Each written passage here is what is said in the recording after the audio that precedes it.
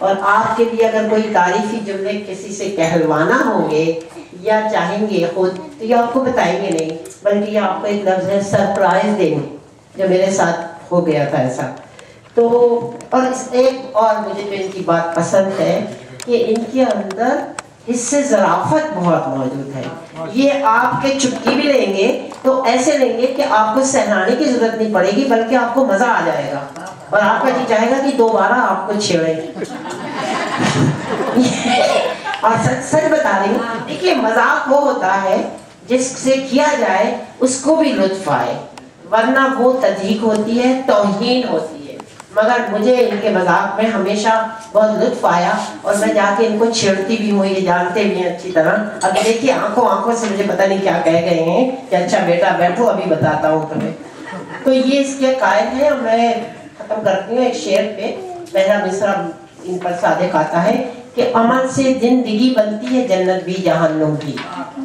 یہ میں ان کے لیے کہنا چاہتی ہوں. یہ عملی آدمی ہے اور یہ ہر وقت جیسے وہ نہیں ہوتی ہے شہد کی مکھی کہ وہ اپنا کام کرتی رہتی ہے، بلکہ وہ ریشم بنانے والی جس کو خود ہی نہیں خبر ہوتی کہ میں کتنا خوبصورت کام کر رہی ہوں. اور آپ دیکھیے کہ کتنا خوبصورت ریشم آپ کے سامنے آ جائے گا. اب میں ان کے اور آپ کے درمیان حائل نہیں ہونا چاہتی. ابھی دیکھیے آ کے مجھے میرے پتہ پتہ بھیجیں گے غالباً. تو یہ ہے محترم جناب صفدر حمدانی صاحب. میری خواہش ہے کہ آپ سب کھڑے ہو جائیں.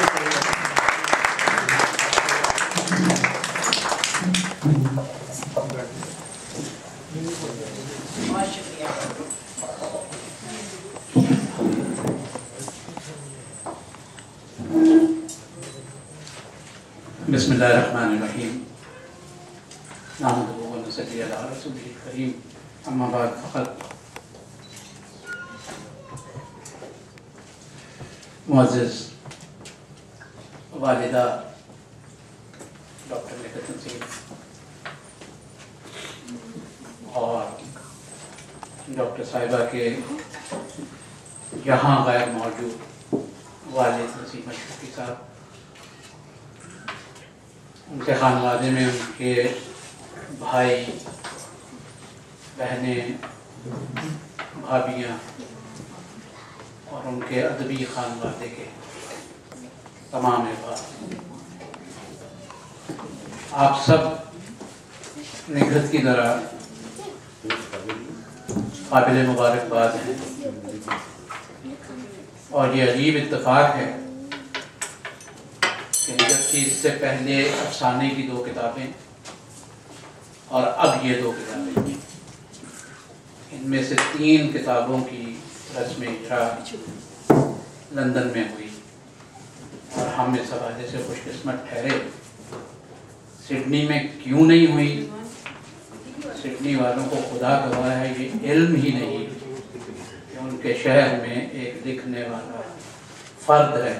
خاتون ذرا اجتناب کرتا ہوں کہنے سے، کیونکہ جس طرح شاعری کو آپ جینڈر میں تقسیم نہیں کر سکتے، اس طرح تخلیق کار کو بھی جینڈر میں تقسیم نہیں کرتے. ایک الگ قصہ ہے سڈنی کا. جیسے ہر ملک میں ایک کوفہ ہوتا ہے اور ہر انسان کے دل کے اندر ایک کوفے کا الگ خانہ ہوتا ہے، اسی طرح اس شہر کا بھی یہ حال ہے. ہمارے اپنے اس شہر میں بہت سے بہت اچھا لکھنے والے موجود ہیں اور وہ مشاعروں کی زحمت سے بچے ہیں. لفظ کچھ اور کہنا چاہتا تھا لیکن روک لیا کرتا ہوں.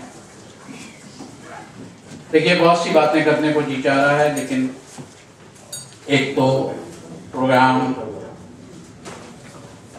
احباب کی حسب عادت، میری نہیں، تاخیر سے شروع ہوا. اب یہ نوحہ پڑھ پڑھ کے ہم خود جیسے ہلکان ہو گئے ہوئے ہیں کہ وہ امت جس پہ 5 وقت کی نمازیں فرض کی گئیں، وہ امت جس پہ روزہ حج زکوٰۃ جس کا سارا تعلق ٹائمنگ سے ہے، وہ امت جس کی نماز از سر تا پا ڈسپلن ہے، وہی امت من حیث المجموع، میں اور آپ نہیں، پوری امت مسلمہ ایک کونے سے دوسرے کونے تک ڈسپلن سے آ رہی ہے۔ میں نہیں سمجھتا کہ جو آدمی 5 وقت کی نماز پڑھتا ہو اور اسے دن میں 5 بار یہ عمل کرنے سے وقت کی اہمیت کی عادت نہ پڑے۔ ایکسیپشن کبھی نہ کبھی ضرور ہو سکتی ہے۔ میرے بارے میں بہت سے احباب یہ کہتے ہیں کہ میں مشاعروں اور ایسی محفلوں میں نہیں جاتا، اس کی ایک بنیادی وجہ تو یہ بھی ہے، لیکن جہاں جاتا ہوں وہاں اس حساب سے جاتا ہوں کہ آپ نے 1 بجے کا کہا ہے، میں 2 گھنٹے رکھ کے آیا ہوں، 3 بجے واپس چلا جاتا ہوں۔ لیکن اس تقریب کے لیے کیونکہ 7 بجے تک کا ٹائم گاڑی کے پرمٹ کے حساب سے رکھ کے آیا ہوں تو 7 بجے تک۔ ڈاکٹر نگہت نسیم کے بارے میں اگر بہت کچھ کہوں گا تو من ترا حاجی بگویم تو مرا حاجی بگو، اللہ کے ذرا میں بہت دور رہتا ہوں اور پتہ نہیں اس لفظ نے بھی کیوں اپنے آپ کو ندامت کے حصے میں ڈال دیا ہوا ہے، اور وہ بھی اس وجہ سے کہ یہ بے عملی کا عمل ہے۔ ندامت سے ہی ذرا نظامت کی قربت ہوتی ہے، اور ہماری بانو ارشد جس خانوادے سے تعلق رکھتی ہیں، میں وہ خوش قسمت آدمی ہوں جنہوں نے اپنی کم عمری میں جناب شوکت تھانوی کو دیکھا، ان کے پاس بیٹھا بھی کہ وہ میرے والد کے عزیز دوستوں میں سے تھے ریڈیو پاکستان لاہور میں، اور ان کا پورا خانوادہ۔ اور دیکھیے ان کی نظامت کی خوبی یہ ہے، ناظمہ ہماری سائرہ بھی ہیں، اور پاکستان کے بارے میں ایک مرتبہ میں نے لکھا تھا کمال کا ملک ہے جہاں کسی قسم کا کوئی نظام نہیں ہے، وہاں ناظم مقرر کر دیا۔ یہ 2 الگ الگ رنگ ہیں نظامت کے۔ بانو صاحبہ کے ہاں نظامت میں بالکل ایک ایکسٹمپور چیز ہوتی ہے، اور یہ لکھ کے نہیں کرتی ہیں، اسی لیے بہت سی اچھی باتیں بھی کر جاتی ہیں، جن کے لیے اب اچھی باتوں کے لیے تو اس دور میں معذرت ہی کرنا پڑتی ہے، وہ معذرت بھی کر لیتی ہیں۔ سارے شکریہ ڈاکٹر نگہت صاحبہ نے ادا کر دیے، میں شکریہ آفتاب بھائی کا ادا کرنا چاہتا ہوں کہ اگر وہ اس تخلیق کار کے پس پشت نہ ہوتے تو یقیناً نگہت جس ہمارے آپ کے مرد زدہ معاشرے کا حصہ ہے، نہ وہ اس طرح ابھر کے سامنے آتی۔ ہم تو جس معاشرے میں رہتے ہیں اس معاشرے میں عورت پہلے عورت کو قتل کرتی ہے، عورت عورت کی دشمن ہے۔ مرد کو تو ذرا چھوڑ دیجئے ایک لمحے کے لیے، مردے میں اور مردے میں ایسے پیش کا فرق ہو جاتا ہے۔ جس معاشرے سے ہم آئے ہیں اس میں اگر ساتھی عورت کو یہ علم ہو جائے کہ یہ خاتون مجھ سے آگے بڑھنے والی ہے، وہ اس کی لاش پر سے گزر جاتی ہے بڑی سختی سے۔ اور اگر مرد کو پتہ چل جائے کہ میری بیوی میری بہن تخلیق کار ہے، میں نے بہت پہلے کہیں لکھا بھی تھا، شاید کہا بھی تھا کہ ہم ایسے بدقسمت لوگ ہیں، اور اس معاشرے میں لکھنے کا کام ہمارے ذمہ پڑا جہاں شاعر کو پاگل کہتے ہیں، فلسفی کو دیوانہ کہتے ہیں، اور مصور کو پینٹر کہتے ہیں۔ جس ماں کو پتہ چل جائے کہ اس کے گھر میں شاعر پیدا ہو گیا ہے، وہ اس کی زندگی میں اس کا فاتحہ دیتی ہے کہ اس کے مرنے کے بعد فاتحہ دینے والا کوئی نہیں۔ کیوں؟ کہ اس کام سے 99%، دوسرا حصہ بھی ہے اس کا، بات کرتا ہوں سے 99% آپ پیسہ نہیں کما سکتے، اور یہ کام پیسے والا ہے بھی نہیں۔ جن لوگوں نے پیسہ کمایا ہے ٹھیک ہے، بہت کمایا ہوگا اس سے، لیکن زندگی کے بڑے کام پیسے کے بغیر ہوتے ہیں۔ بڑی اچھی بات نگہت نے ابھی کی کہ وہ ایک فرسودہ گھسا پٹا جو لفظ ہے کہ ہر کامیاب خاتون کے پیچھے ایک مرد، اور اب تو 3 خواتین والی بات ہوگی ہے نا، کامیاب مرد کے پیچھے ایک نہیں 3 خواتین ہوتی ہیں۔ لیکن دیکھیے ایک آدمی کا آپ کو ذہنی کینوس معلوم ہوتا ہے، اس کی فکر کا اندازہ ہوتا ہے کہ انہوں نے اس بات کو میں نے پہلی مرتبہ نوٹ کیا کہ پوری ٹیم کو اس کا کریڈٹ دیا. اور واقعی میں نے جیسے جہاں سے بات شروع کی تھی کہ ہم خوش قسمت لوگ ہیں کہ ان کی تینوں کتابوں کی تقریب اجرا یہاں پہ ہوئی. شاید سڈنی والوں کو کبھی خیال آ جائے، لیکن سب سے خوشی کی بڑی بات یہ ہے کہ اب اس تقریب کا اہتمام ہو رہا تھا اور مجھ سے بات کی انہوں نے، چونکہ میرے مزاج سے اور میری فکر سے واقف ہیں. میں نے کہا تھا دیکھیے میں ایسی محافل میں ہائی کمشنر کو، سفیر کو، کسی لارڈ وغیرہ کو بلانے کے بہت حد تک حق میں تو ہونا اور بات ہے، خلاف حق میں تو ہونے کا مطلب ہوتا ہے کہ کبھی کبھی حق میں ہو بھی سکتے ہیں. میں تو خلاف ماں سوائے مصطفیٰ زیدی مرحوم جیسے لوگ کہ اگر کوئی صاحب قلم ہے، صاحب فکر ہے، صاحب لسان ہے، صاحب کرباس ہے، آپ اسے ضرور بلائیے. لیکن مجلس کی رونق تو موجود احباب سے بنتی ہے. آپ میں سے بہت سے لوگ بہت سی تقاریب میں یہاں جاتے ہوں گے، شاکر خود بہت اچھی تقاریب کرتے ہیں، لیکن میں ایک بات بڑی ذمہ داری سے کہہ رہا ہوں کہ اس چھوٹے سے کمرے میں، رقبے کے اعتبار سے اس چھوٹے سے کمرے میں، اس نیچی چھت میں اتنے قداور لوگوں کے درمیان بہت کثیر تعداد میں، بہت قلیل تعداد میں بیٹھ کر گفتگو کر کے جو مزہ شاید آپ کو اور مجھے آیا ہے وہ کسی بہت بڑے جلسے میں نہ آتا. میرا خیال ہے جتنا میں جانتا ہوں اس خاندان کو، اگر بہن بھائی چاہتے تو 500-600 کے قریب تو لوگ کم از کم اسی ایک سڑک سے جمع کر دیتے جہاں پر ان کا کاروبار ہے. لیکن جس طرح تخلیق میں تعداد میٹر نہیں کرتی، فکر میٹر کرتی ہے. دیکھیے میں ایک اپنی فکر اور بیان کرتا چلوں، جن لوگوں کو پتا ہے علم ہے، جنہیں نہیں ہے. کتاب لکھنا اس دور میں ایک جہاد ہے، پھر کتاب چھپوانا ایک اور جہاد ہے، اور بانو ارشد صاحبہ پھر کتاب منگوانا یہ ایک اور جہاد ہے. جی اصل میں تخلیق کاری کرنا، شعر کہنا، افسانہ کہنا، کالم لکھنا الگ بات ہے، کتاب چھپوانا بالکل ایک الگ معاملہ ہے. میں آپ کو ایک مثال دیتا ہوں تاریخ کی. استاد مرزا داد کے آخری کنفرم شاگرد استاد قمر میرٹھی لاہور میں ساری زندگی انہوں نے گزاری، اور 55-60 برس جو ایک انسان کی طبعی عمر ہوتی ہے، اتنے برس شاعری کی. ان کی وفات تک ان کا ایک بھی مجموعہ کلام نہیں. یا تو ہم انہیں اساتذہ کی فہرست میں سے نکال دیں یا اس بات کو مان لیں. میں ایک نوجوان کا نام بہت جگہوں پہ لیتا ہوں، آج اجتناب کروں گا کیونکہ وہ تنگ آ چکا ہے اس سے، کہ اس کی 80 کے قریب کتابیں ہیں شعر. اور میں نے ایک محفل میں سڈنی میں بھی کہا تھا اور یونان میں بھی کہا تھا کہ وومیٹنگ کرنے میں اور شعر کہنے میں فرق ہوتا ہے. کسی کی 80 کتابوں میں سے اگر اساتذہ ہمارے یہ بتایا کرتے تھے کہ اگر آپ کو کسی شاعر کا ایک شعر یاد ہو جائے تو آپ سمجھیے کہ وہ شاعر ہے. اب جس شاعر کو خود اپنا شعر یاد نہ ہو،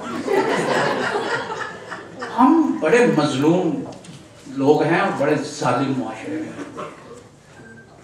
ایسے میں کسی خاتون کا شاعری کرنا، افسانہ لکھنا، کالم لکھنا، مریض دیکھنا. میں تو اس گھر میں 2 ہفتے گزار کے بھی آیا ہوں سڈنی میں. آ کے گھر کو ہوور کرنا، صبح کے بچوں کے جمع کیے ہوئے برتن دھونا، میاں کے کپڑے صبح جانے کے لیے استری کر کے رکھنا، بچوں کا کھانا بنا کے صبح لے جانے کے لیے تیار کر کے رکھنا، میاں کے 11:30 بجے واپس آنے کے کھانے کا انتظام کر کے جانا، ذہنی مریضوں کے ساتھ وقت گزارنا. خدا گواہ ہے اگر 2 مریض دن میں آپ دیکھیں تو آپ نچڑ کے گھر واپس آتے ہیں۔ مولا جی نے فرمایا تھا کہ اگر انسان کو اس بات کا فقط ادراک ہو جائے کہ پروردگار نے اس ہڈیوں کے درمیان کتنی دنیائیں اور کتنی قوت، کتنی اہلیت، کتنی صلاحیت رکھی ہے، تو اس کا جگر پھٹ جائے۔ یہ نہیں کہا کہ دل کی دھڑکن رک جائے، ایک لفظ قرآن کا لفظ ہوا کرتا تھا ان ہستیوں کا، یہ تو ہم ظالم ہیں کیا ہم نے ان ہستیوں کو مسلکوں میں تقسیم کیا ہے؟ ہم نے علی، فاطمہ، حسن، حسین کو شیعوں کے حساب میں دے دیا کہ تم اغوا کر کے انہیں لے جاؤ، ازواج رسول کو اور رسول کے باوفا صحابہ کو ہم نے اہل سنت کے کھاتے میں ڈال دیا کہ تم رکھو، شیعہ ان کا نام نہیں دے۔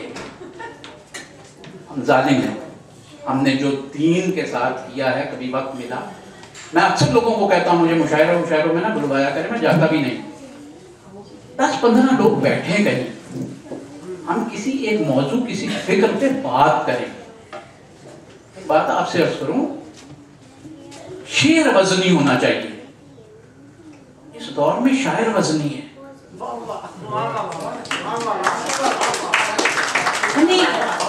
عجیب عجیب چیزیں ہیں۔ مجھے ڈاکٹر صاحبہ بھی کہتی ہیں اور اخبار کے باقی لوگ بھی کہتے ہیں کہ آپ کا کریں کیا کہ آپ ویسے بھی مرثیہ لکھتے ہیں اور پڑھتے بھی مرثیہ ہی ہیں، پہلے نثر میں مرثیہ پڑھے پھر بعد میں مرثیہ پڑھے۔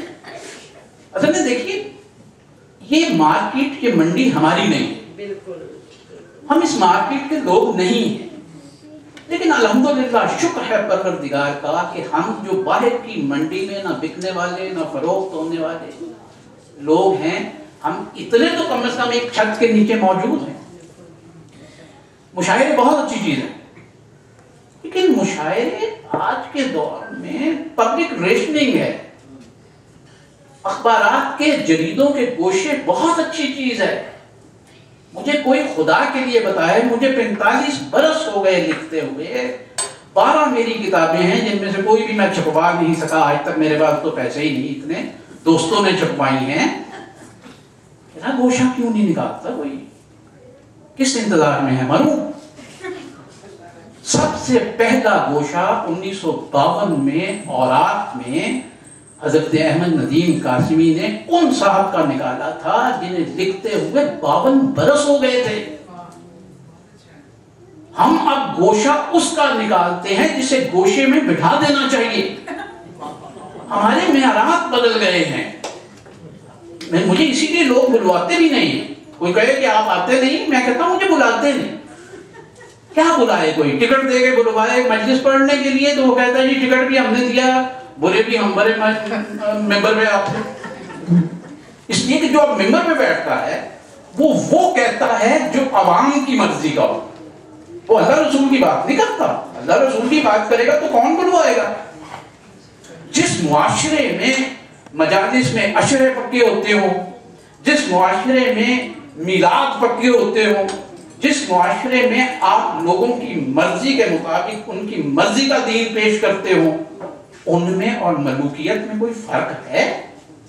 ملوکیت تو اسلام کے لیے زہر تھی، اللہ کا بھیجا ہوا سب سے آخری دین۔ اب تو حال یہ ہو گیا ہے کہ ہم جیسے لوگ جنہیں ساری زندگی لوگ ترقی پسند کہتے رہے، اگر ہم بسم اللہ الرحمن الرحیم سے تقریر شروع کرتے ہیں تو وہ بعد میں کہتے ہیں یار یہ بھی ذرا تھوڑا سا جماعت اسلامی کا ہو رہا ہے۔ نماز پڑھنا کیا جماعت اسلامی کے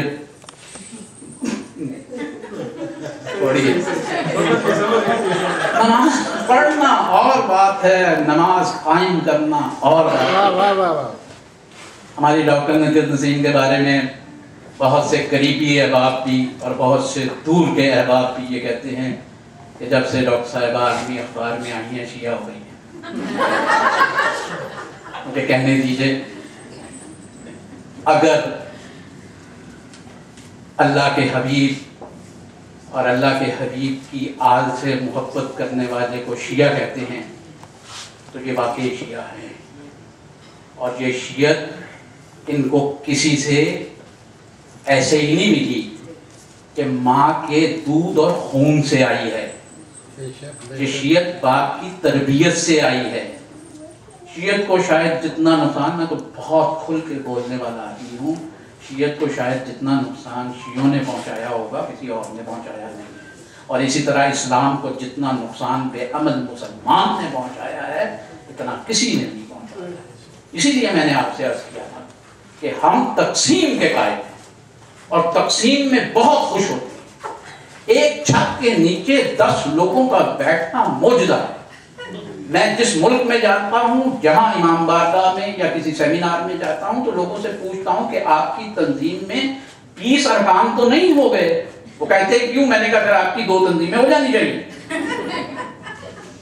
ایسے حالات میں وہ لوگ جو بہت تواتر سے لکھ رہے ہیں، کسی منفعت کے بغیر لکھ رہے ہیں، کسی مفاد کے بغیر لکھ رہے ہیں، کسی جماعت کی پشت پناہی کے بغیر لکھ رہے ہیں، کسی دینی مسلکی ادارے کے مفادات کے بغیر لکھ رہے ہیں، یہ ہیں وہ لوگ جن کے بارے میں مولا کائنات علی بن ابی طالب نے فرمایا تھا کہ سب سے بڑا جہاد، یہ جہاد جو امریکہ شور مچاتا ہے اور ڈرا ہوا ہے نا جہاد بالسیف سے، مسلمان ظالم ہے، اسے بتاتا نہیں ہے کہ ہمارے دین اسلام میں تو یہ جہاد بالسیف سب سے کم ترین اور ذلیل ترین قسم کا جہاد ہے.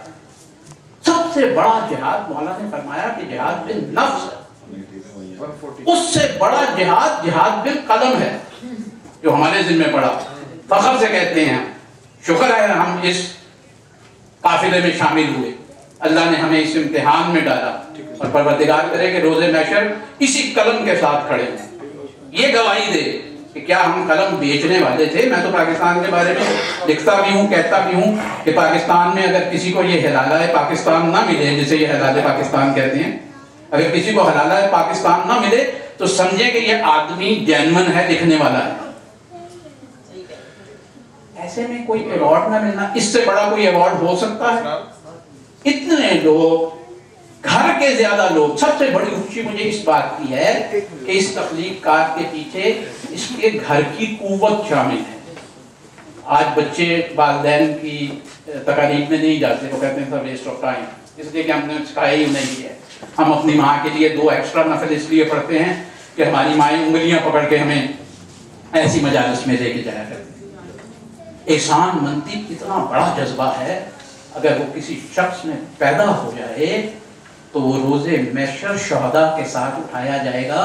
یہ میرا کہنا نہیں ہے، اللہ کے حبیب کی 3 حدیثیں اور اللہ کے حبیب کے خانوادے کے 12 ائمہ میں سے 6 ائمہ کا فرمان ہے کہ جو آدمی اس دنیا میں احسان مند ہے وہ روز محشر شہداء کے ساتھ محشور ہے. ہم یہ چیزیں نہ ممبروں سے لوگوں کو بتاتے ہیں، نہ مساجد سے لوگوں کو بتاتے ہیں. 266 حدیثیں ہیں اللہ کے حبیب کی علم کے بارے میں. اور مجھے اگر آپ کے درمیان بیٹھے ہوئے ایسے لوگوں کا علم ہے جو تواتر سے مساجد میں جانے والے ہیں اور پابند صوم و صلات ہیں، کیا آپ نے 10 یا 12 سے زیادہ کوئی حدیثیں سنی ہیں؟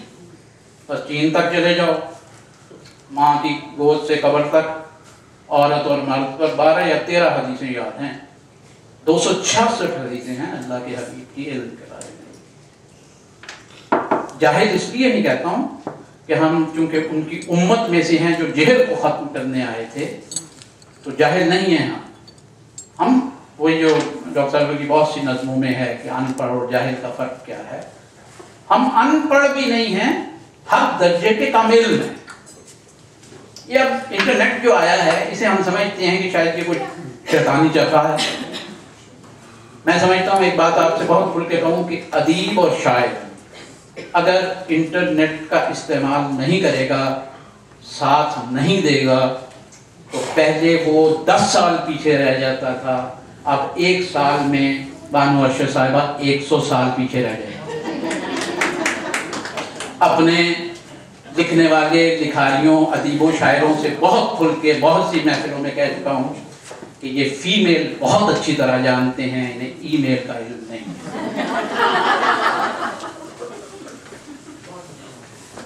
احسان کا میں نے احسان مندی کی بات کی تو یہ بھی دراصل وراثت میں آتا ہے، خون سے ملتا ہے. یہ ڈاکٹر صاحبہ کی فقط تربیت ہے اور احسان مندی ہے کہ مجھے وہ کہیں اپنا ادبی مرشد کہہ لیتی ہیں یا بابا کہہ لیتی ہیں، لیکن یہ میرے لیے عزت ہے کہ وہ یہ سمجھتی ہیں دراصل یہ ساری ان کی اپنی اہلیت اور صلاحیت ہے۔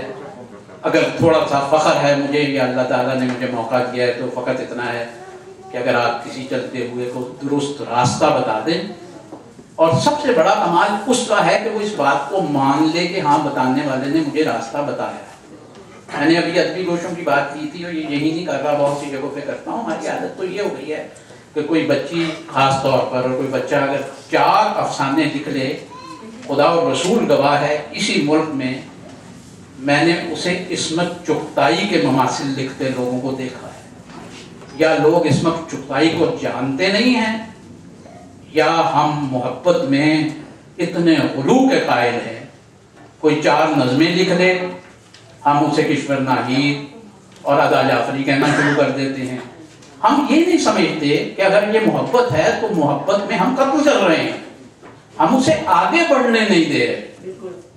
ہمارے ہاں عجیب عجیب قسم کی چیزیں ہیں۔ ڈاکٹر صاحبہ کو اللہ زندگی دے اور ان پر بہت خاص کرم ہے پروردگار کا اور وارثان کرم کا، اور تربیت ہے ان کے خانوادے کی کہ انہوں نے بہت الگ الگ موضوعات کے لئے آپ حیران ہوں گے۔ 2 چیزیں میں آپ کو خاص طور پہ بتاؤں، شاید میرے اپنے ہاں کسی نے ان چیزوں کو، جہاں تک میری اپنی معلومات اور مطالعہ ہے، کسی نے منظوم نہیں کیا۔ حضرت علی علیہ السلام کی اپنے ایک صحابی جناب کمیل کو بتائی ہوئی دعا ہے جو عجیب اکثیر دعا ہے، دعائے کمیل۔ ڈاکٹر صاحبہ نے اس کا منظوم ترجمہ کیا، نالے علی کا منظوم ترجمہ کیا۔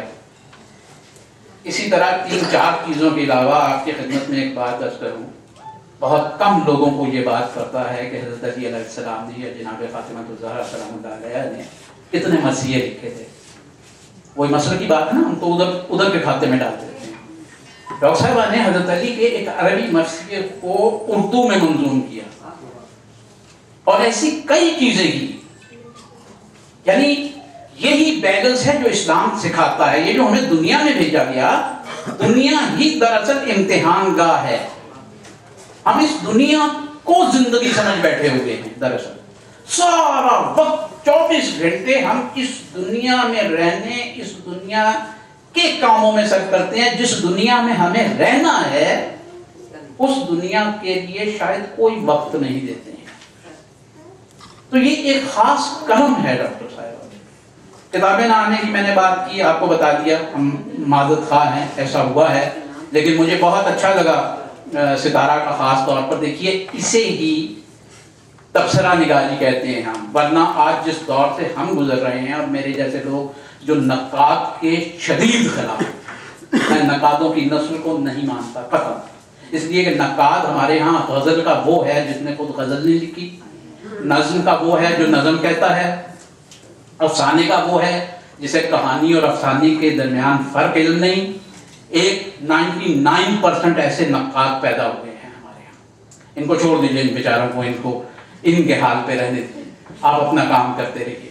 اس لیے میں تو اس نسل کے شدید خلاف ہوں۔ ڈاکٹر صاحب کو ہمیشہ یہی بات کہی ہے کہ جو آپ کا دل کہتا ہے، کیونکہ پروردگار شہرک سے قریب ہے اور دل شہرک کا ہی حصہ ہے بنیادی طور پر، جو میڈیکل کے لوگ ہیں وہ جانتے ہیں۔ جو آپ کا دل مانتا ہے کہ آپ درست کہتے ہیں، بس آپ اسے لکھیے۔ ہم پرابلم اس میں ہے کہ بندہ ناراض نہ ہو، اللہ چاہے ناراض ہو جائے۔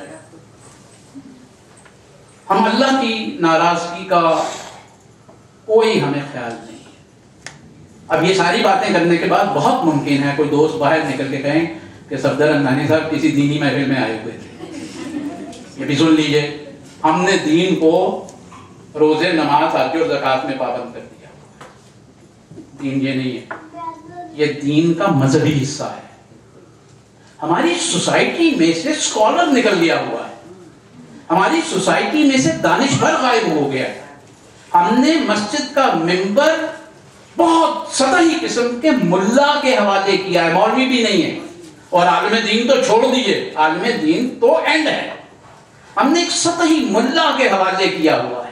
اور اس کا احتساب کوئی نہیں ہے کہ وہ جو کہہ کے چلا جائے ہم اسے منوان قبول بھی کر لیتے ہیں اور ٹیک اوے دین کی طرح گھر بھی لے جاتے ہیں، ہم اس پر کوئی تحقیق نہیں کرتے۔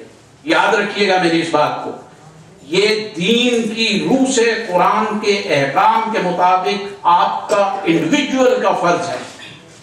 دین کسی کے گھر کی لانڈی نہیں ہے، آپ اپنے گھر میں دین قائم کریں، دین قائم ہو گیا۔ ہم چاہتے یہ ہیں کہ نماز صفدر اندانی پڑھے گا، ثواب آپ کو پہنچے۔ اردو ان کے بچے بولیں اور فر ہمارے بچے بول رہے ہیں، ایسے نہیں؟ کون لوگ ہیں جو یہ کہتے ہیں کہ اردو کو خطرہ؟ اردو کو ان کے گھر میں خطرہ، اس لیے کہ اردو کے نام پر جہازوں کا ٹکٹ لے کے جا کے سیمیناروں میں شرکت کرنے والے، 5 سٹار ہوٹلوں میں کھانے کھانے والے، یہ لوگ اردو کو رومن کی آری سے قتل کر رہے ہیں۔ میں انٹرنیٹ پہ رومن لکھنے والے کا جواب بھی نہیں دیتا۔ ہم فرینچ سیکھنے کے لیے، جرمن سیکھنے کے لیے، انگلش سیکھنے کے لیے پیسے دے کے جاتے ہیں، اردو ہم گھر میں نہیں پڑھا۔ میرے گھر میں اردو نہیں مری ہوئی، میرے گھر میں اردو کا روشن مستقبل ہے، میرا بیٹا بیٹی دونوں اردو پڑھتے لکھتے بولتے، لیکن میں بڑے بڑے ناموں کو جانتا ہوں جن کے بچے کے بارے میں نے لکھا تھا کہ ان کے بچے السلام علیکم سے آگے اردو نہیں بولتے، اور کاش السلام علیکم اردو کا لفظ ہوتا، وہ بھی عربی کا۔ کہ ان محفلوں میں ان باتوں کا ذکر ہونا چاہیے۔ جب صاحبان فکر، صاحبان قلم، تخلیق کار مل کے بیٹھتے ہیں، دیکھیے آپ میں سے کوئی کتنی تعریف کر لے گا ان کی، بس 15 منٹ تعریف کر کے بعد میں کھانا کھا کے کھانے کا نقص نکال کے ہم گھروں کو چلے جائیں گے۔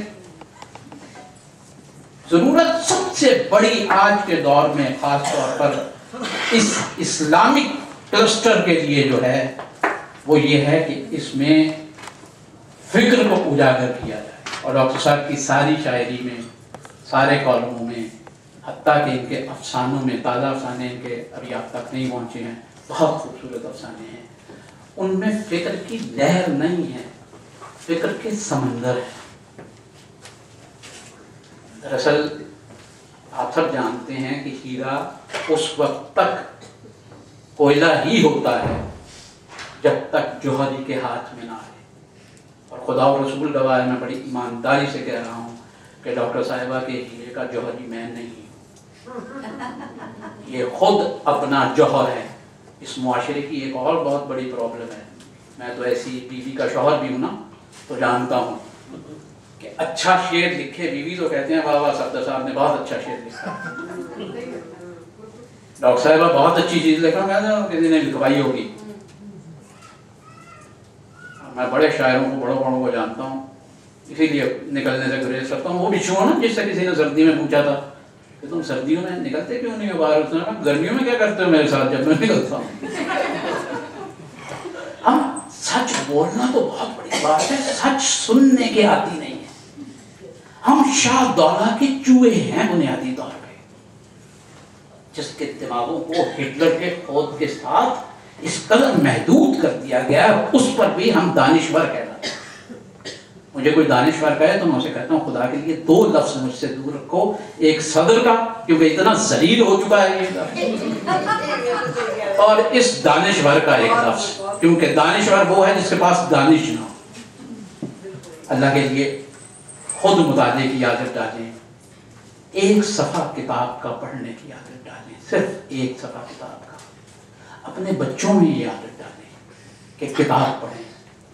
مجھے نہیں علم اس میز پہ ان خواتین کو چھوڑ کے پیچھے بیٹھے ہوئے لوگوں کو اس بات کا کتنا اندازہ ہے کہ ایک لکھنے والا کس عذاب سے گزرتا ہے کہ وہ 50 60 100 نظمیں غزلیں جمع کرے۔ میرے جیسے آدمی کی 1000 کے قریب غزلیں پڑھی ہیں جو مرنے کے بعد بچوں نے یہ وعدہ ضرور کیا کہ پھینکیں گے، لیکن میں بڑا خوش قسمت ہوں، میرے بچے تو میری جان کھا چکے ہوئے ہیں کہ کسی طریقے سے انہیں جمع کریں اور انہیں چھپوائیں، لیکن میں کہتا ہوں نہیں، میری خاصی چیزیں چھپ چکی ہیں۔ ابھی بہت سے ایسے لوگ ہیں جن کی بہت سی اچھی چیزیں نہیں چھپی ہیں، ان کی چیزیں پہلے چھپنی چاہیے۔ ڈاکٹر صاحبہ اس حوالے سے بڑی خوش قسمت ہیں کہ انہوں نے اپنے شوہر کا پورا تعاون حاصل ہے، اپنے بچوں کا تعاون حاصل ہے، اپنی ماں اور باپ کی دعائیں حاصل ہیں، اپنے بہن بھائیوں کی محبت حاصل ہے، اور خاص طور پر ادبی خانوادے کے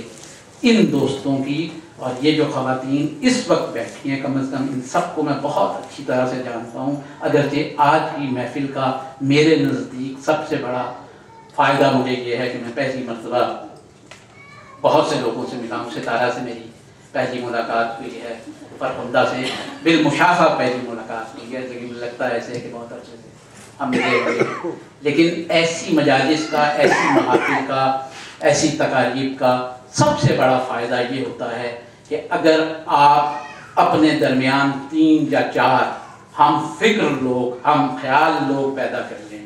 آپ دوستوں سے بھی یہی درخواست ہے کہ بڑی بڑی تقاریب اور محفلیں بے شک نہ کریں، کم از کم مہینے میں یا 3 مہینے میں ایک مرتبہ 8-10 لوگ مل کے بیٹھیے، کوئی ایک موضوع رکھیے، اس پر گفتگو کیجیے، اور پھر اس بات کو وہ احباب آگے پھیلائیں۔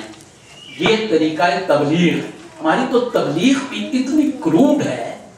تبلیغ کے لیے یاد رکھیے اللہ کے حبیب کا جو قول بھی ہے اور ائمہ کا بھی قول ہے کہ تبلیغ کے لیے جب آپ نے تبلیغ کرنی ہے تو جس کے لیے تبلیغ کرنی ہے پہلے اسے اپنے قریب کریں۔ ہم تو پہلے ہی پتھر میں اسے دور سے بتا دیتے ہیں تبلیغ خاص کریں، اور تبلیغ کہتے ہیں تو امیڈیٹلی خیال آتا ہے کہ یہ اب نماز کی بات کرے گا۔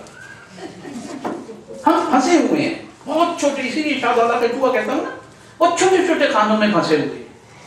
یہ بہت بڑا دین تھا، اللہ نے مسلمانوں کے لیے نہیں بھیجا تھا، یہ کل کائنات کے لیے ہے۔ امام جعفر صادق علیہ السلام کا عجیب قول ہے کہ جب قرآن کی اس آیت کی تفسیر کرتے ہوئے کہ الحمدللہ رب العالمین، تو امام جعفر صادق علیہ السلام نے فرمایا کہ اس عالمین کا مطلب عربی کے قاعدے کے روح سے 2 عالم نہیں ہیں، ایسے 1000 سے زیادہ عالمین ہیں جہاں پروردگار عالم اپنی مخلوق کو رزق دیتا ہے۔ ہم تو ابھی مریض کی طرف دیکھ رہے ہیں، اور ہمارے ہی جس سے میری بڑی محبت ہے ملا، وہ کہتا ہے بکواس ہے بالکل، کوئی چاند مان پہ نہیں گیا، تو ابھی تک بیچاری گڑیا چرخا کاٹ رہی۔ چاند کے لیے ایک آدمی سعودی عرب کی طرف دیکھتا ہے، ایک ایران کی طرف دیکھتا ہے۔ بھائی جس ملک میں رہتے ہو، جس کا کھاتے ہو، جس کے لیے اتنی تکلیفیں اٹھا کے آئے ہو، وہاں بہت سے ذرائع ہیں، 100 سال کے آگے کا چاند بتا دیتا ہے۔ میں تو کمپیوٹر میں آبزرویٹری میں دیکھ کے عید کرتا ہوں، میں کسی کے ساتھ عید نہیں کرتا، اس لیے کہ مجھے اپنا حساب آپ دینا ہے۔ اور یاد رکھیے گا یہ کوئی دینی مذہبی تقریر نہیں ہے، چاند دیکھنا، یہ بات آ گئی ہے تو کہتا چلوں، چاند دیکھنا فرد کی ذمہ داری ہے، جماعت کی ذمہ داری نہیں ہے۔ ہم نے اپنے جو فرائض تھے وہ دوسروں کے سر پہ ڈال دیے ہوئے اور مطمئن ہو گئے۔ اپنا کام خود کرنے کی عادت ڈالیں، جیسے میں نے شروع میں بتایا تھا ڈاکٹر صاحب سارے کام اپنے خود کرتی ہے۔ پاکستان میں اگر ایسی کوئی ڈاکٹر دیکھ دے بندہ مر جائے۔ اچھا ڈاکٹر اگر آ کے گھر میں اوون بھی کرتی، برتن بھی دھوتی ہے، کپڑے بھی استری کرتی ہے، اور رات 3:30 بجے تک کا ٹائم عالمی اخبار کو بھی دیتی ہے، وہ اخبار جس پہ 2 پیسے کا اشتہار نہیں ہے، جس کی ہوسٹنگ کے پیسے بچے جمع کر کے دیتے ہیں، لیکن الحمدللہ ایک دن میں 50 یا 60 ہزار لوگ پڑھتے ہیں، شکر ادا کرتے ہیں۔ تو میں شاید میں بھی آپ کی توقع کے مطابق صدارتی خطبہ تو نہیں دے پایا، کیونکہ میں لندن میں ہوں، دبئی میں نہیں ہوں، صدارتی خطبے کا مقام دبئی ہے، لیکن بس جہاں جاتا ہوں بہت کم جاتا ہوں، بلایا بہت کم جاتا ہوں، وہاں یہی اور اکثر یہ ہوا ہے جہاں گیا ہوں دوبارہ نہیں بلایا گیا۔ اچھا یہ فنکشن کیونکہ میرے گھر کا ہے اور میں میزبان بھی ہوں اس کا اس حوالے سے، تو مجھے خوشی اس بات کی ہے کہ آج ہم کم لوگ ہیں، شکر ہے ہم زیادہ لوگ نہیں ہیں، جہاں زیادہ ہوں گے وہاں اختلاف ہے زیادہ۔ دیکھیے بحث ایک بہت اچھی چیز ہے، ہم نے بحث کو لڑائی سمجھ لیا ہوا، بہت اچھی بات ابھی نگت نے ستارہ کے بارے میں کی، اور جب یہ بحث وہاں انٹرنیٹ پہ شروع ہوئی تھی میں خود بھی اس کا ایک رکن تھا۔ دیکھیے بحث ہم چاہتے کیا ہیں؟ بحث میں ہم چاہتے یہ کہ جو میں کہہ رہا ہوں نمبر 1 وہ درست ہے، اور نمبر 2 یہ کہ آپ اسے مانیے، جو میں کہہ رہا ہوں وہ ٹھیک ہے۔ بحث کا مطلب یہ ہے آپ اپنا نقطۂ نظر ایمانداری سے دل کھول کے بیان کریں، اور دوسرے کا نقطہ نظر ایمانداری سے ذہن و دل کھول کر سنیے. پہلے میں نے ذہن نہیں استعمال کیا. اور دونوں کے درمیان اگر کہیں کوئی قدر مشترک ہے تو اسے مان لیجئے دل کھول کے, نہیں ہے تو قرآن نے آپ کو حکم دیا ہے لکم دینکم ولی دین, بات ختم ہو گئی. ہم محمد دین کو ماننے کے لیے تیار ہیں, اس کو ماننے کے لیے تیار. لفظوں کے گنجلکوں میں پڑے ہوئے. شاعری لفظ نہیں ہے. شاعر شعر کے ساتھ کئی برس بسر کرتا ہے. میں شاعر واعر تو نہیں ہوں تو بندی کر لیتا ہوں. کئی شعر ایسے ہیں جو 1972 73 74 کے لکھے ہوئے, وہ شعر ہی ہیں. نہ وہ جنگل کے شعر بنتے ہیں نہ کتاب کے شعر بنتے ہیں. شاعر شعر کے ساتھ رہتا ہے, شاعری کے ساتھ رہتا ہے. ہماری بہت عزیز سیمی نے ایک بات کی تھی, میں اس کی ذرا سی اپنے حساب سے تصحیح کرتا ہے کہ ڈاکٹر صاحبہ نظم کی شاعرہ ہیں اور شاید اوزان کے عذاب سے بچنے کے لیے انہوں نے آزاد نظم کا سہارا. میں طالب علم آدمی ہوں, ساری زندگی طالب علم رہا ہوں اور طالب علم ہی رہنا چاہتا ہوں. آزاد نظم میں اور نثری نظم میں ذرا سا فرق کرنا پڑے گا ہم کو. آزاد نظم بالکل اوزان میں ہوتی ہے, اس کا وزن, اس کی بہر, اس کا ترنم سب کچھ. کیونکہ اگر شاعری میں ترنم نہیں ہے تو وہ شاعری نہیں ہے. مولانا محمد حسین آزاد شمس العلماء نے برس پہلے, صدیوں پہلے نثری نظم لکھی تھی. ماں بچے کو گود میں لیے بیٹھی ہے, باپ کا پی رہا ہے, اور ایسی بہت سی چیزیں لکھی گئی. میں نثری نظم کا مخالف نہیں ہوں, میں خود بھی لکھتا رہا ہوں, لیکن نثر اور نظم ایسے ہی ہے جیسے کسی بطخ کے ہاں سے کوئی مرغا پیدا کر دینا. تو یہ غیر جبلی چیز ہے, تو ہم غیر جبلی چیز پہ بہت خوش ہوتے ہیں اور کبھی کبھی اسے معجزہ بھی کہہ دیتے ہیں.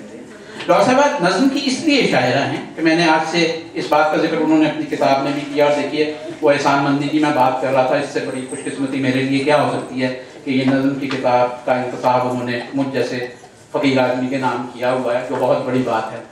اور میں سمجھتا ہوں کہ یہی وہ احسان مندی ہے جس کا میں نے آپ کو مولا کی زبان میں بتایا تھا کہ شہداء کے ساتھ میں شروع ہوں گے. اب شہداء بھی کہتے ہیں تو وہ سمجھتے ہیں کہ شہداء میں صرف مرد شامل ہے, یہ بھی بڑا عذاب ہے. ہم شہید سمجھتے ہیں جو تلوار سے مارا جائے. اللہ کی قسم شہید وہ نہیں ہوتا, تو تنخواہ دار ہوتا ہے. صاحب کشف میں, صاحب اعجاز میں اور کرتب میں فرق سمجھیے. ہم کرتب کو معجزہ سمجھنے لگے. ہم نے اللہ کے حبیب, ان کے ائمہ, ان کی اولاد, ان کی ازواج, ان کے اصحاب کے بارے میں ایسی چیزیں بیان کی ہیں, لگتا ہے کہ یہ کوئی مافوق الفطرت لوگ تھے, ان کا کوئی کام کاج نہیں تھا, یہ خالی نمازیں پڑھتے تھے, کھانا وانا انہیں اوپر سے آ جاتا تھا, یہ کرتے کراتے کچھ نہیں. بچے پریشان ہیں ہمارے. کم از کم میرا بچہ آج سے 5-7 سال پہلے یہ پوچھتا تھا کیا ہمارے ائمہ کام وام کچھ نہیں کرتے تھے؟ جبریل جھولا جھولانے آ جاتا تھا, کھانا منو سلوا آ جاتا تھا.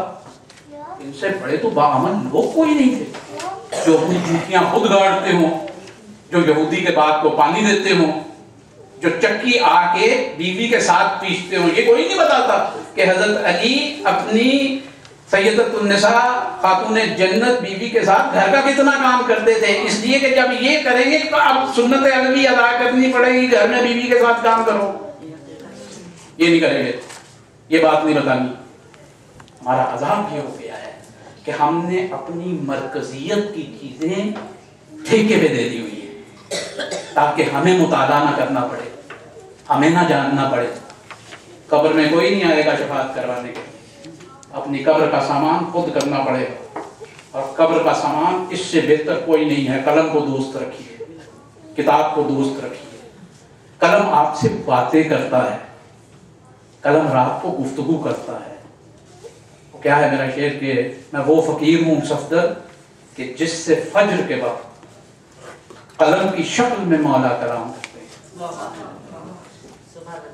اللہ تعالیٰ لوگوں کو خوش رکھے. مجھے پتا ہے کہ آج چھٹی کا دن تھا, خواتین کو تو ہفتے بھر کے جمع کام بھی آج کرنے ہوتے ہیں. مرد کوئی بڑا خوش قسمت ہوگا جو بیچارہ بازار سے. خواتین نے بھی اپنے لیے بڑا ظلم پیدا کیے ہیں. یہ لائسنس گاڑیوں کے لے کے انہوں نے مردوں کو بالکل ہی بیکار کر دیا. वो कहते हैं बच्चों को भी तुम ही छोड़ो, अब टेस्ट को भी तुम ही चले जाओ। ये काम आपने भी कुछ खराब किए हुए हैं। देखिए, जेंडर से बहुत बाहर निकलना पड़ेगा। मुझे लोग कहा करते हैं कि लगता है कि आप बीवी से सिर्फ डरते नहीं है, शायद मार भी पड़ती है जो ख़वातीन की इतनी तरफदारी करती है। नहीं, ऐसी बात नहीं है। ये कहने के फिक्रे तो सब कहते हैं कि मर्द और औरतें गाड़ी के दो पहिए हैं, लेकिन यकीन कीजिए हमारे माशरे में ये गाड़ी एक पहिए के साथ चल रही है। हमने औरत अब बेचारी दफ्तरों में काम भी करती है, घर का काम भी करती है, इससे ज़्यादा काम काज भी करती है। मर्द ने अपने आप को बड़ा पूरा आसाइश बना लिया हुआ है। लेकिन इसका मैं सिर्फ आपको एक फिक्रे में एक बात कह के ख़त्म करता हूँ कि इसका तरीका और इलाज सिर्फ ये है कि कभी जो 8-9 घंटे हम टेलीविज़न देखने को देते हैं, इसमें सिर्फ 15 मिनट मेरे कहने पे टेलीविज़न कह के घर में बंद करके कहिए कि बच्चे, बेगम और मैं आइए बैठें, आज के दिन का एहतसाब करते हैं। पता नहीं ये दिन हमारा आखिरी हो, आज के दिन का एहतसाब करते हैं कि आज हमने कौन सा काम अच्छा किया। इमाम रज़ा अलैहिस्सलाम ने फरमाया कि ईद ये नहीं है कि आप 2 रकत नमाज पढ़ रहे हैं। ईद वो दिन है जिस दिन आप कोई गुनाह न करें, वो ईद का दिन है। हमने ईद को भी बेचारे बकरे पे चढ़ा दिया हुआ है सूजी पे, और सवैयों को और इसको ईद समझने लगे हैं। हम सारी चीज़ों को, बहुत से अजाब हैं हमारे बहरहाल। लेकिन ये सारी बातें मैंने इसलिए की कि लोग समझते हैं कि शायद अदीब खाली शेर लिखते हैं, उन्हें शायद दुनिया और माफिया का या दीन का कुछ नहीं पता। हमारी प्रॉब्लम ये हो गई कि हमने दीन में से शायर अदीब को बाहर निकाल दिया, जो आपको दीन बता सकता था कि दीन क्या है। बस जितने लोग यहाँ बैठे हैं, अगर इनमें से 2 लोग भी आज ये तय कर लें कि हमने एक दिन में एक किताब का सफ़ा ज़रूर पढ़ना। किताब से मुराद अब फ़कत ये किताब नहीं है, किताब से मुराद इंटरनेट का भी सफ़ा है, उसे भी इस्तेमाल करें। किताब का एक सफ़ा ज़रूर पढ़िए, अपने बच्चों को अपने साथ बिठाइए, इन्हें वक्त दीजिए, इनके साथ और कुछ नहीं तो होमवर्क ही डिस्कस कर लीजिए। ये सारी बातें मैंने जो की हैं, यकीन कीजिए यही शायरी है, और ये सारी शायरी डॉक्टर साहिबा की नज़मों में नज़र आती है। जब वो सड़क पे मजदूर बच्चे का जिक्र करती हैं, जब वो अपने पास आने वाले मरीज़ इराकी बच्ची का जिक्र करती हैं, उन्होंने अपनी शायरी में अपनी ज़ात को तो शामिल किया ही है, अपने प्रोफेशन को भी शामिल किया है। और ये देख लीजिए, मुझे इल्म है इनकी भाभियाँ भी ये सोचती हैं कि ये सारा काम करने के साथ साथ लिखती कब है। यही ये शक जन्म देता है कि कोई और लिखता है या जिन लिखता है। आप तजुर्बा कीजिए मेरी इस बात का, मैंने किया है। 24 घंटे को 28 घंटे के काम में डिवाइड करके देखिए। मैं करता हूँ, मैं भी 3.5-4 घंटे सोता हूँ, इसलिए कि देखिए ये जिंदगी सोने के लिए नहीं है। सोने के लिए एक वक्त होगा जब सब घर वाले आवाज देंगे और आप नहीं उठेंगे।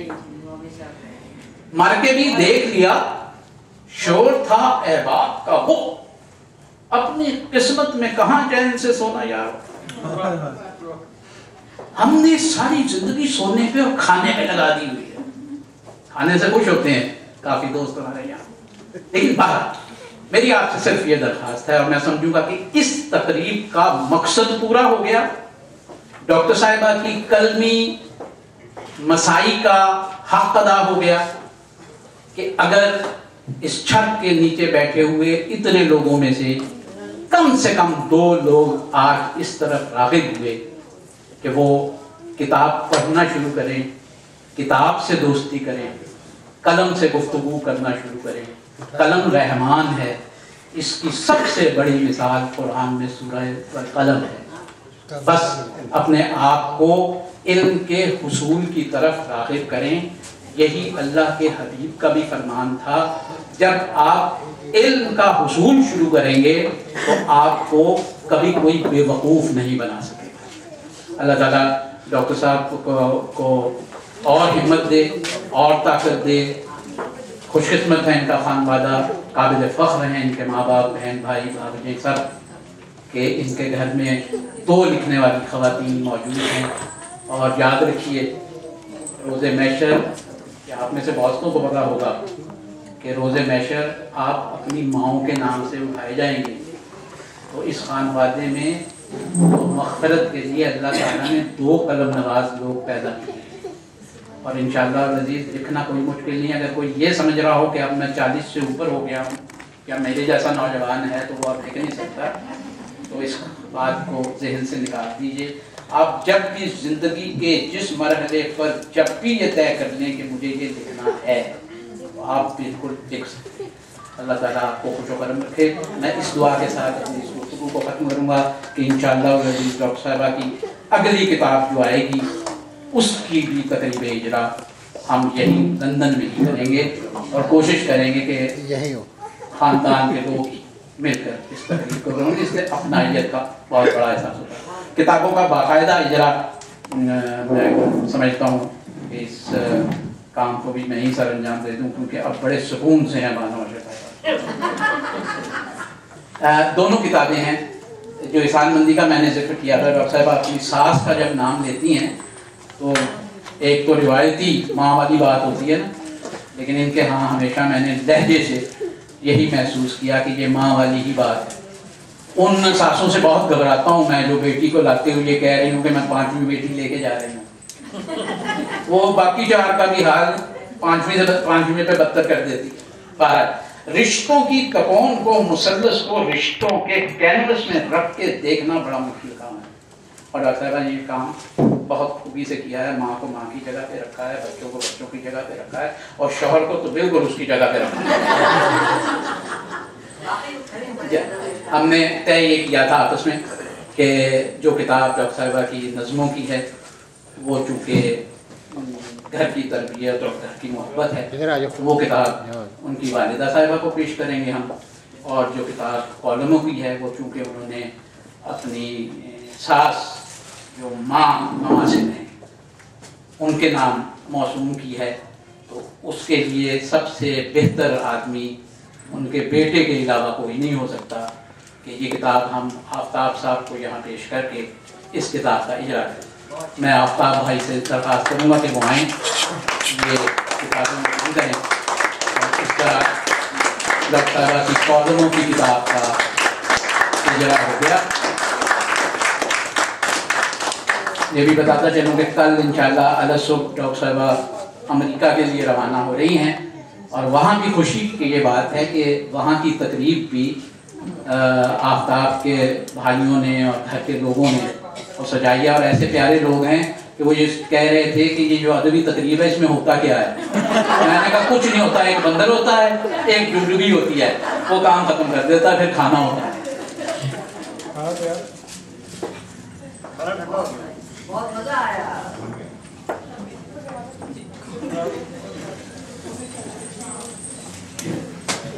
کھول لیجیے.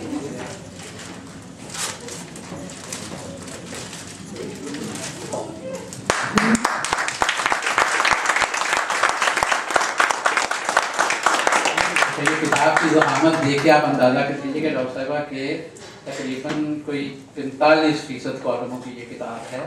ابھی باقی کے اور کالم پڑھے ہوئے ہیں. بہت خوب. دوسری کتاب نظموں کی ہے، اور ہم چاہیں گے کہ یہ کتاب ڈاکٹر صاحبہ کی والدہ محترمہ اور ہم سب کی بزرگ کو پیش کی جائے، اور اس طرح سے نظموں کی اس کتاب سفید شیل کی. یہ آگے لے آگے.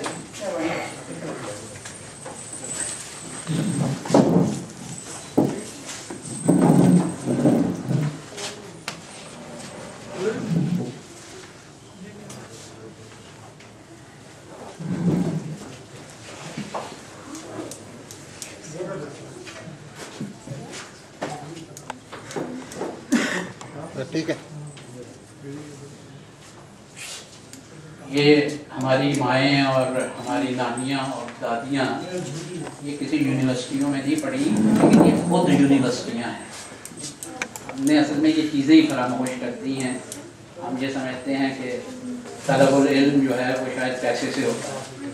آپ پیش کیجئے، اور ہم سب دعا کریں کہ پروردگار عالم آپ کو اور توفیق دے.